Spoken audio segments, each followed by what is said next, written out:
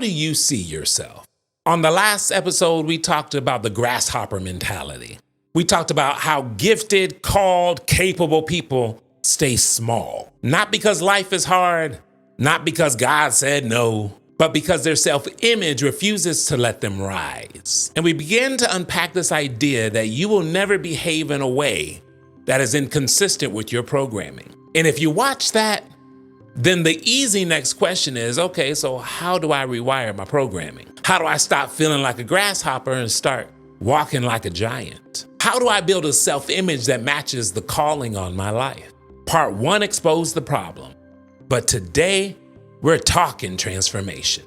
Identity isn't changed by inspiration, it's changed by evidence. Come here, let me tell you something. You can listen to motivation all day long. You can repeat affirmations until you're blue in the face. You could pray for confidence until you don't have a voice. But your brain believes evidence, not emotion. And if all you do is feel inspired, but your actions stay the same, your identity won't move. Because your brain says, nothing's changed, we are still who we've always been. So the rule is to change your identity, you must give your brain new evidence. Not giant evidence, not overnight transformation. Small, daily, repeated evidence. When you do something that the old version of you would never do, apply for the opportunity, speak up, take the class, ask the question, show up early, stop shrinking, your brain starts to say, wait, maybe we're not a grasshopper anymore. It is your behavior that rewrites your belief. So when it comes to our behavior, we must build habits that match the future version of us. Your identity changes when your routines change. You can't pray for a giant-sized future and keep your grasshopper habits. Giants train differently. You can't ask God for big responsibility and keep small discipline. You can't want confidence and steady rehearse insecurity. So ask yourself, what does the future version of me do daily? They speak boldly? Do they behave boldly? Do they prepare like a leader, treat time differently? Do they walk with expectation they're expecting to win in life? Identity isn't built in the big moments. It's built in the small ones. So the first step to believing you're a giant is to start acting like one today. Well, I can't act like a giant. I'm a grasshopper. You don't know what I've been through. This happened, then this happened, then this happened. Ah! One of my favorite quotes is those that argue for their limitations get to keep them. So some people don't just live small, that's one thing. But there's some people that'll defend the fact that they're living small. Say things like they're just not confident. They're just shy. That's not their personality. I can never do that. That's just how I am. And what you think is that you're defending your personality. But is it possible that you're not defending your personality as much as defending your prison?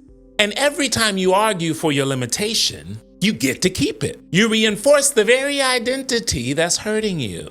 You can't speak grasshopper language and expect giant results. And so for some of us, the first challenge is to stop rehearsing smallness. Stop confessing weakness. Stop protecting a version of you that needs to stay in the past. And so if you're taking notes and you're writing down how to rewrite your programming, the first step is to give yourself evidence. That is done through step 2, which is building habits that match the future version of you. And once you start to build those habits, you have to stop arguing for your limitations. And then the 4th step would be to realize that who you're around is who you become. The last couple of years have been almost like a season of isolation as far as friendships are concerned with me. I used to always have people around me. I don't know if you could tell by watching these videos, but I love to cut up. And cutting up is fun. But it was a couple years ago that I started to realize that identity is contagious and that I was slowly becoming what I exposed myself to on the daily basis. So how this ends up working is if you're around people who think small, you'll eventually shrink.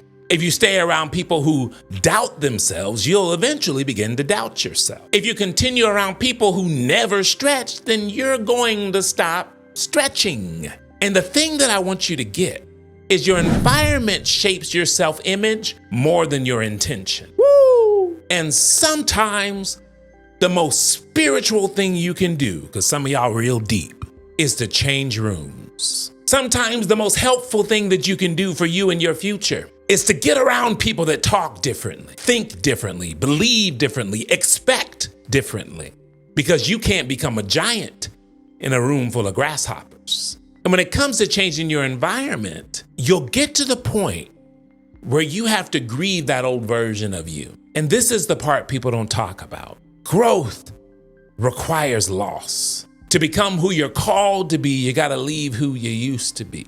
And many stay stuck, not because the old version of them was good, but because it was familiar. And I wanna say this to you clearly. You can't hold on to the old identity and step into the new one at the same time.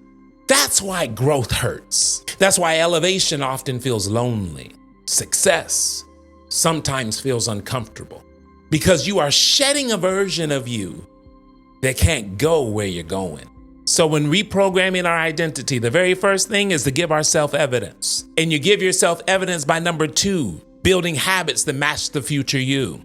Once you build the habits that match the future you, you have to stop arguing for your limitations. After you stop arguing for your limitations, you have to realize that who you're around is who you become. And after you realize that, you have to grieve that old version of you. Next, you have to realize that the mind learns through words. The fastest way to rewire your identity is to change the way you speak about you. The brain takes your words as instruction. That's why some of us need to watch our mouths. Because if you say something long enough, your mind starts building a reality around it. So if you want to update your programming, stop calling yourself broken. Stop calling yourself unlucky. Stop shrinking in conversations and stop apologizing just for existing.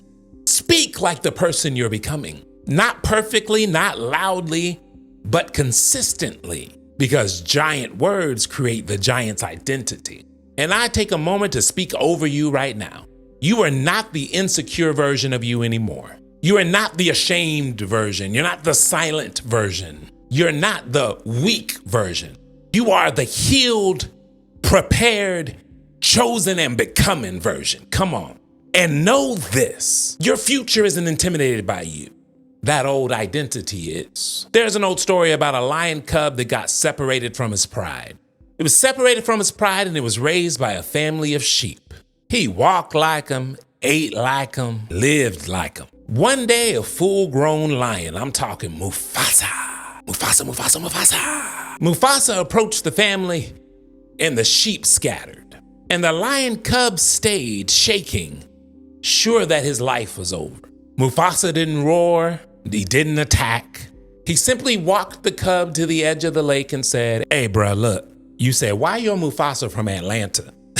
Mind your business. I'm telling the story." He said, "Hey, bruh, look." And the cub looked down at its reflection and for the first time saw who he was. He didn't see a sheep. He didn't see something small. He didn't see something weak. He saw who he really was. And that day, his identity changed. Not because he became a lion, but because he finally believed that he already was one. Some of you don't need another blessing. Some of you don't need another miracle. Some of you don't need more talent. You just need to see yourself clearly. Your life will never rise higher than your identity. So here's your challenge for the week. Do one thing the old version of you would never do. Send the email, schedule the interview, launch the project. Give your brain evidence that the giant has arrived. And if you enjoyed this video, I want you to put in the comments, "I'm becoming." And remember, growth doesn't start when the world believes in you. It starts when you do. You're not small, you're not stuck, you're not a grasshopper. You're a giant, and it's time to walk like it. Always remember that growth is a journey, it's not a destination. I'm in it with you, and I'll see you on the next one.